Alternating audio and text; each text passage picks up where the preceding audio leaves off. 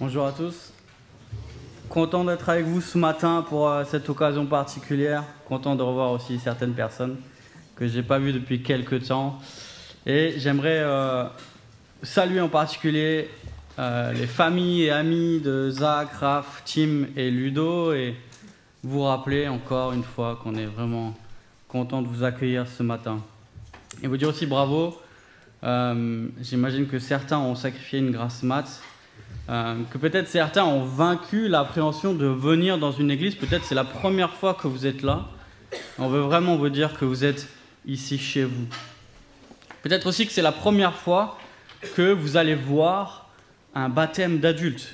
D'habitude, ce sont plutôt des enfants que vous avez vus se faire baptiser. Peut-être que certains sont venus par amitié et peut-être que, si vous deviez l'avouer, vous ne savez pas encore trop pourquoi vous êtes là. Et on vient juste d'entendre les témoignages des futurs baptisés, on vient d'entendre les raisons, on vient d'entendre ce qu'a fait dans leur vie qu'ils prennent cette décision, cet engagement de se faire baptiser. Ce que j'aimerais voir avec vous, c'est qu'au fond, rien n'a changé vraiment depuis le début du christianisme. Et c'est ce que j'aimerais voir avec un texte de la Bible, c'est au début de l'évangile selon Jean. Et dans cet évangile, c'est le premier moment où l'on rencontre Jésus. Mais avant cela, on va rencontrer un autre personnage, Jean-Baptiste. J'aimerais lire avec vous donc dans le début de l'évangile selon Jean. Pour ceux qui ont une Bible, c'est au chapitre 1 à partir du verset 19. Voici le témoignage de Jean lorsque les Juifs envoyèrent de Jérusalem des prêtres et des Lévites pour lui demander « Toi, qui es-tu » Il déclara et sans restriction affirma « Moi, je ne suis pas le Messie ». Ils lui demandèrent « Qui es-tu donc ? Es-tu Élie » Et il dit « Je ne le suis pas ». « Es-tu le prophète » Et il répondit « Non ». Ils lui dirent alors « Mais qui es-tu ? Nous devons donner une réponse à ceux qui nous ont envoyés. Que dis-tu de toi-même ? Moi, dit-il, je suis la voix de celui qui crie dans le désert. Rendez le chemin du Seigneur droit, comme l'a dit le prophète Ésaïe. Ceux qui avaient été envoyés étaient des pharisiens. Ils lui posèrent encore cette question. Pourquoi donc baptises-tu si tu n'es ni le Messie, ni Élie, ni le prophète ? Jean leur répondit, moi, je baptise d'eau, mais au milieu de vous se trouve quelqu'un que vous ne connaissez pas. Il vient après moi, mais il m'a précédé, et je ne suis pas digne de détacher la courroie de ses sandales. Cela se passait à Béthanie, de l'autre côté du Jourdain, où Jean baptisait. Le lendemain, il vit Jésus s'approcher de lui et dit « Voici l'agneau de Dieu qui enlève le péché du monde. » C'est celui à propos duquel j'ai dit « Après moi vient un homme qui m'a précédé car il existait avant moi. » Pour ma part, je ne le connaissais pas, mais c'est afin de le faire connaître à Israël que je suis venu baptiser d'eau. Jean rendit aussi ce témoignage. J'ai vu l'Esprit descendre du ciel comme une colombe et s'arrêter sur lui. Je ne le connaissais pas, mais celui qui m'a envoyé baptiser d'eau m'a dit « Celui sur qui tu verras l'Esprit descendre et s'arrêter. » C'est lui qui baptise du Saint-Esprit. Et moi, j'ai vu et j'atteste qu'il est le Fils de Dieu.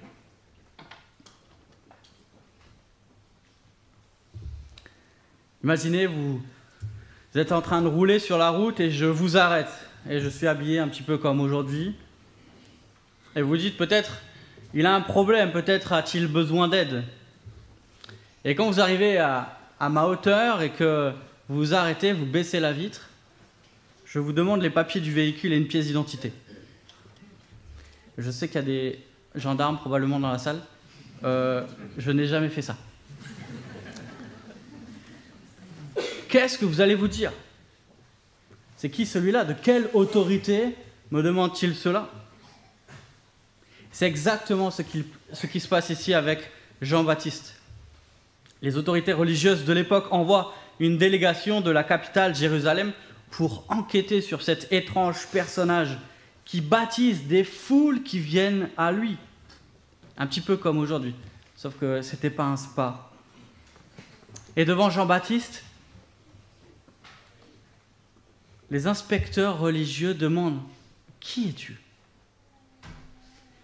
Qui es-tu pour t'arroger le droit de baptiser ces foules qui viennent à toi ? De quelle autorité tu fais ça ?» Et alors on lit qu'il s'ensuit un interrogatoire pendant lequel Jean-Baptiste ne veut pas dire qui il est. Et on voit que la délégation s'impatiente et continue à presser et demande « Mais t'es qui enfin ? Qui es-tu » Et Jean leur explique « Si vous voulez vraiment savoir qui je suis, je vais vous le dire. Je suis celui qui prépare le chemin du Seigneur. » Et là, il faut se rendre compte de ce qui se passe. On vient de demander à Jean s'il est le prophète ou s'il est même le Messie. Et Jean, qu'est-ce qu'il répond ? Jean, il dit « Qui je suis, c'est pas très important. Celui qui est important, celui qui est vraiment important, c'est celui qui vient après moi, celui qui arrive, celui dont je prépare la venue. Il est tellement important que je ne suis même pas digne de lui enlever ses chaussures. » À l'époque, il n'y avait que les esclaves à qui on pouvait demander d'enlever les chaussures de quelqu'un pour les laver. Et Jean-Baptiste s'est dit, quand on regarde celui qui vient après moi, quand on regarde celui que j'annonce, quand on regarde celui dont je prépare la venue, je ne suis même pas à la hauteur d'un esclave comparé à lui. Et Jean-Baptiste, c'est lui qui attise l'intérêt de cette délégation religieuse, de ces inspecteurs. C'est lui qui attise l'intérêt et lui va dire « Moi, je n'ai aucun intérêt. Celui qui a de l'intérêt, c'est celui qui vient après moi. » Et mon seul but, si vous voulez tout savoir, mon seul but, c'est de parler de celui qui vient après moi. Et le lendemain, on voit celui que Jean-Baptiste annonce. Jésus vient vers Jean-Baptiste. Et Jean-Baptiste, il dit à tout le monde, alors, mais celui dont je parle depuis le début, vous êtes venus me voir pour savoir qui j'étais. Mais c'est lui qui est vraiment important. C'est lui que j'annonce. Et pour montrer l'importance de Jésus, qu'est-ce que fait Jean-Baptiste ? Jean-Baptiste, il dit ce qu'il a vu. Jean-Baptiste dit ce qu'il a vu. Et ce qu'il a vu, c'est ça, il dit « J'ai vu l'Esprit descendre du ciel comme une colombe et s'arrêter sur lui. » Si ça vous paraît bizarre, c'est normal. Si ça vous paraît bizarre, c'est normal. Mais quand les gens qui sont autour de Jean-Baptiste entendent cela, ils pensent à deux choses. Ils pensent d'abord à ce vocabulaire qu'on retrouve dans la première partie de la Bible. C'était les écrits religieux qui faisaient autorité pour eux. Et dans la première partie de la Bible, l'Ancien Testament, quand l'Esprit de Dieu descend sur quelqu'un, c'est pour manifester que Dieu l'a choisi pour être un prophète ou un roi. Comment Dieu manifestait le fait qu'il choisissait un prophète ou un roi ? Il faisait descendre son esprit sur lui. C'était des gens très importants, choisis par Dieu, des gens avec une mission très importante. Et c'est pour ça que Dieu leur donnait son esprit, sa puissance, pour accomplir leur mission. Mais plus généralement, quand ils entendent ça de Jean, quand Jean dit « Voilà qui il est celui sur qui j'ai vu descendre l'esprit comme une colombe et demeurer sur lui. » Voilà à quoi ils pensent précisément. Ils pensent précisément à une parole du prophète Ésaïe, en tout cas pour ceux qui avaient bien écouté au catéchisme. Et Ésaïe annonçait un personnage, le personnage le plus important de tout l'Ancien Testament, le personnage que tous les Juifs attendaient. C'est sur lui, nous dit Dieu, qu'il va envoyer son esprit. Pourquoi ? Pour la mission la plus importante, qui n'a jamais existé. Rétablir la justice sur toute la terre. Et voilà ce qu'est en train de dire Jean-Baptiste. Voilà ce qu'est en train de dire Jean-Baptiste de Jésus. Voilà, il dit, voilà, c'est lui le personnage important. C'est lui qui a été envoyé par Dieu. C'est lui qui a été annoncé depuis plus de 800 ans. C'est lui le Fils de Dieu. C'est lui le roi que Dieu envoie pour rétablir la justice sur terre. Je lis la suite de notre passage. Le lendemain, Jean était encore là avec 2 de ses disciples. Il vit Jésus passer et dit « Voici l'agneau de Dieu ». Les 2 disciples l'entendirent prononcer ces paroles et suivirent Jésus. Jésus se retourna et voyant qu'ils le suivaient, il leur dit « Que cherchez-vous » Ils lui répondirent « Rabbi », ce qui signifie « Maître, où habites-tu » ? « Venez, leur dit-il, et voyez. » Ils y allèrent donc, virent où il habitait et restèrent avec lui ce jour-là. C'était environ 4 heures de l'après-midi. André, le frère de Simon-Pierre, était l'un de ceux qui avaient entendu les paroles de Jean et qui avaient suivi Jésus. Il rencontra d'abord son frère Simon et lui dit « Nous avons trouvé le Messie, ce qui correspond à Christ. » Il le conduisit vers Jésus. Jésus le regarda et dit « Tu es Simon, fils de Jonas, tu seras appelé Céphas, ce qui signifie Pierre. » Le lendemain, Jésus décida de se rendre en Galilée. Il rencontra Philippe et lui dit « Suis-moi ». Philippe était de Bethsaïda, la ville d'André et de Pierre. Philippe rencontra Nathanaël et lui dit « Nous avons trouvé celui que Moïse a décrit dans la loi et dont les prophètes ont parlé, Jésus de Nazareth, fils de Joseph. »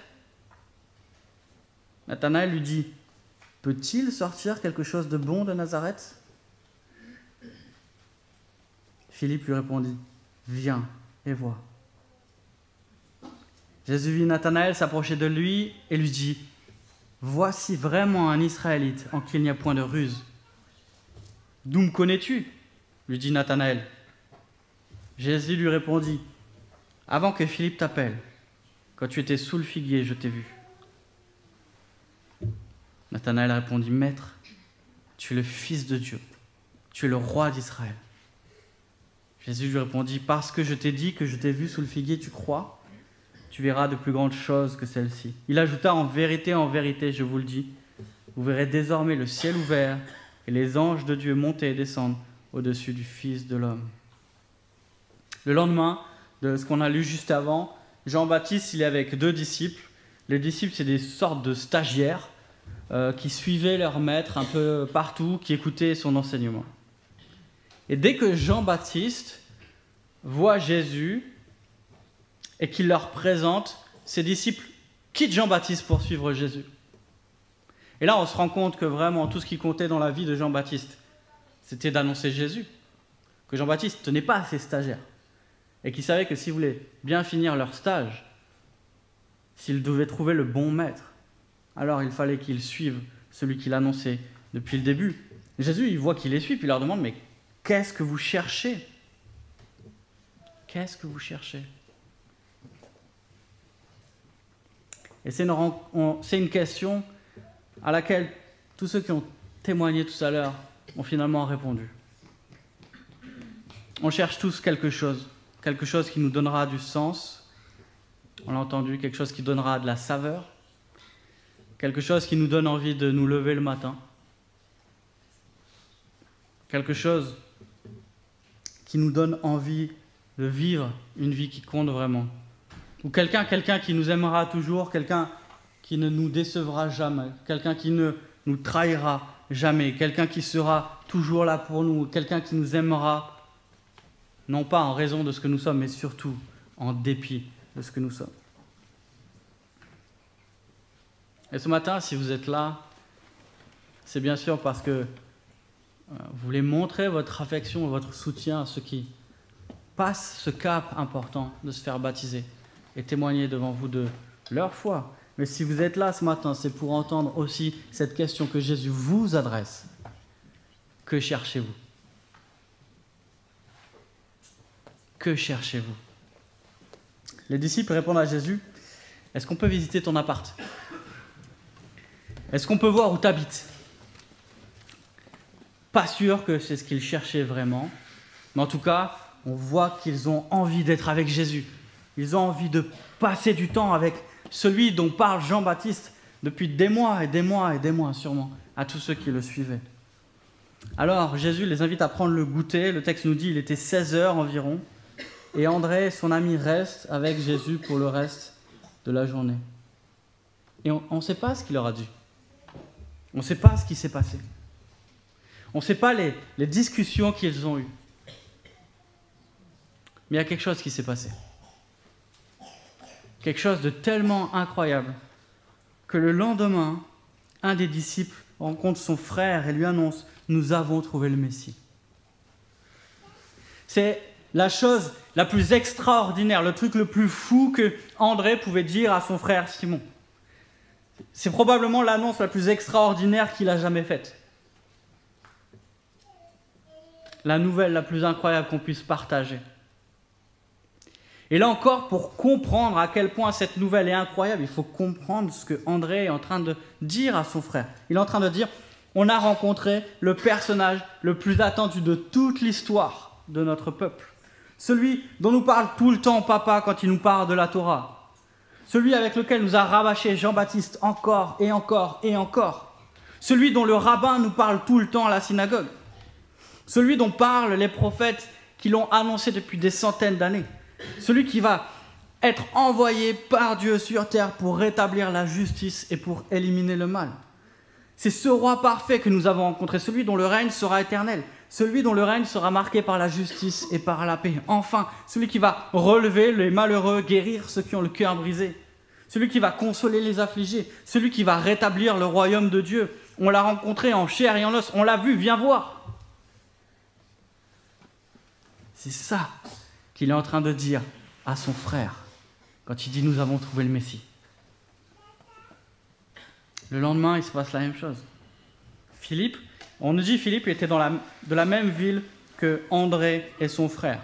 Et sûrement que André et son frère ont dû partager cette nouvelle extraordinaire avec Philippe.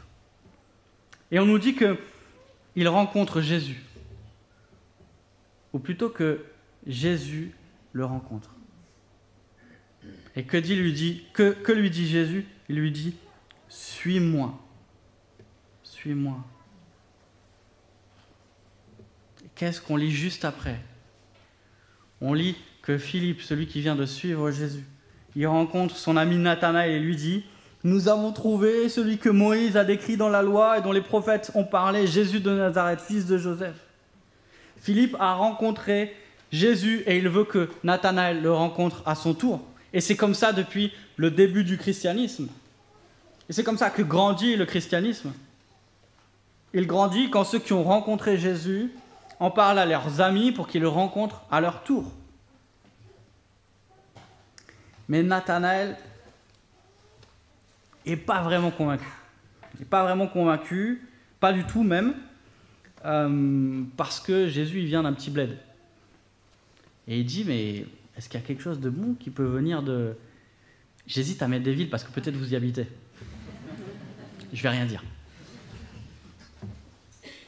Et Philippe le met au défi et dit, viens et vois toi. Fais-toi ton propre avis. Peut-être c'est quelque chose qu'on vous a dit, peut-être même c'est quelque chose qu'on vous a dit et qui fait que vous êtes là ce matin. Ou qui fait que vous êtes là depuis des années. Parce qu'un jour quelqu'un vous a dit, mais viens et vois. Moi j'ai rencontré quelqu'un que j'aimerais te faire rencontrer. J'ai rencontré celui qui a changé ma vie et j'aimerais que tu le connaisses aussi. Et peut-être que ce matin, c'est exactement la raison pour laquelle vous êtes là. Tu ne veux pas me croire sur parole? Découvre Jésus par toi-même. Viens, on lit la Bible ensemble. La parole de Dieu, celle qui nous révèle qui il est. Et tu te fais ton propre avis. Tu dis que tu ne veux pas le connaître, mais tu ne le connais pas. Nathanaël est devant Jésus. Et Jésus lui dit quelque chose qui l'intrigue. Et Nathanaël demande à Jésus, mais d'où tu me connais? Et là, Jésus va dire quelque chose qui va bouleverser la vie de Nathanaël. D'ailleurs, on ne comprend pas trop pourquoi ça bouleverse sa vie. Il lui dit, avant que Philippe t'appelle, quand tu étais sous le figuier, je t'ai vu. On ne sait pas pourquoi Jésus dit ça. On ne sait pas ce qu'il a vu. Mais Nathanaël, il sait exactement de quoi parle Jésus. Et à ce moment-là, il sait que Jésus est celui dont parlait Philippe, celui dont parlaient André et Simon, celui dont parlait Jean-Baptiste, celui dont parlait Ésaïe le prophète, Michée le prophète, Ézéchiel le prophète, Jérémie le prophète, celui dont parlait tout l'Ancien Testament, celui en qui croyait Abraham avant qu'il fût. Nathanaël passe de « C'est qui ce Jésus ?» à « Maître, tu es le Fils de Dieu, le roi d'Israël. » Et chose extraordinaire, dans cette discussion, on se rend compte que Jésus connaissait Nathanaël avant que lui ne le connaisse. Et c'est l'expérience qu'ont fait nos 4 amis ce matin. Quand on rencontre Jésus, on se rend compte que lui nous connaît déjà. On se rend compte que Jésus nous accueille comme s'il nous attendait. Voilà ce qu'est la rencontre avec le Christ. La rencontre avec celui que nous cherchions depuis toujours, sans même parfois s'en apercevoir. La rencontre avec quelqu'un qui nous attendait et qui nous accueille. Et ce matin, vous êtes là parce que Zach, Raph, Tim et Ludo ont fait la même expérience que André, Simon, Philippe et Nathanaël. Ils ont rencontré Jésus et cette rencontre a changé leur vie. Ils ont rencontré celui qu'ils cherchaient des fois, même sans le savoir. Celui qui les connaissait avant qu'eux ne le rencontrent. Celui qui les a accueillis comme le berger accueille sa brebis qu'il a perdue, comme on l'a lu tout à l'heure, avec une joie immense. Celui qui est le roi annoncé, envoyé par Dieu pour rétablir la justice et la paix sur la terre, pour consoler ceux qui ont le cœur brisé, ceux qui sont affligés. Le roi de gloire devant qui tout genou fléchira, mais qui vient avec la douceur de l'agneau de Dieu. Quelqu'un qui les connaît personnellement et qui leur dit « Suis-moi » parce que c'est celui qu'ils cherchaient depuis toujours. Celui, dans les mots de Ludo, sans qui notre vie n'a pas de sens. Ou dans les mots de Zach, sans qui notre vie n'a pas de saveur. Voilà celui qu'ils ont rencontré ce matin. Voilà celui qu'ils veulent suivre. Et si vous êtes là ce matin, c'est parce que, comme André l'a fait avec Simon, son frère, et Philippe, avec Nathanaël, son ami, ils vous disent « Viens et vois. Viens et vois. » Toi aussi, rencontre celui qui a bouleversé nos vies. Je vais prier.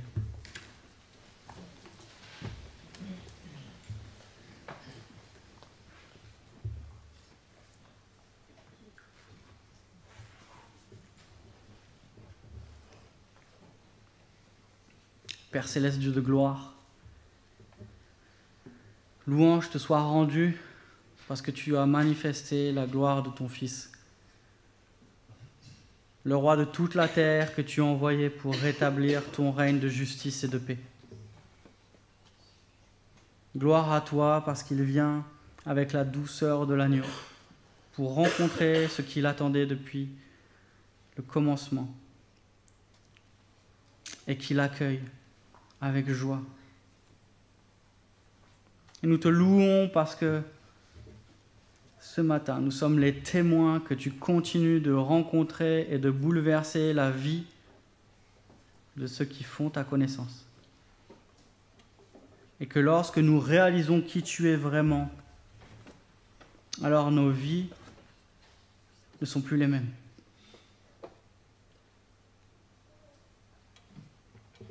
Tu es celui qui t'est annoncé par les prophètes, celui qui a foulé des pieds notre terre, celui dont parle génération après génération, avec ferveur, passion, tous ceux qui t'ont rencontré. Tu es le même hier à l'époque de Jean-Baptiste, aujourd'hui, demain et éternellement. Et nous voulons te rendre toute la gloire qui t'est due. Et nous voulons te dire merci parce que tu te révèles encore. Tu te révèles à ceux parfois qui ne te cherchaient pas. Et nous te prions de faire cela encore dans le cœur de ceux qui aspirent à cette saveur et à ce sens que toi seul peux donner. Nous te prions que par ton esprit tu te révèles à ceux qui te cherchent, parfois sans le savoir. Amen.